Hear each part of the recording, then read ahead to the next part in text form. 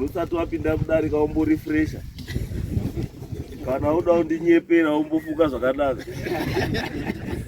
Saka ndangariro dzinombodzoka woita munhu kwaye.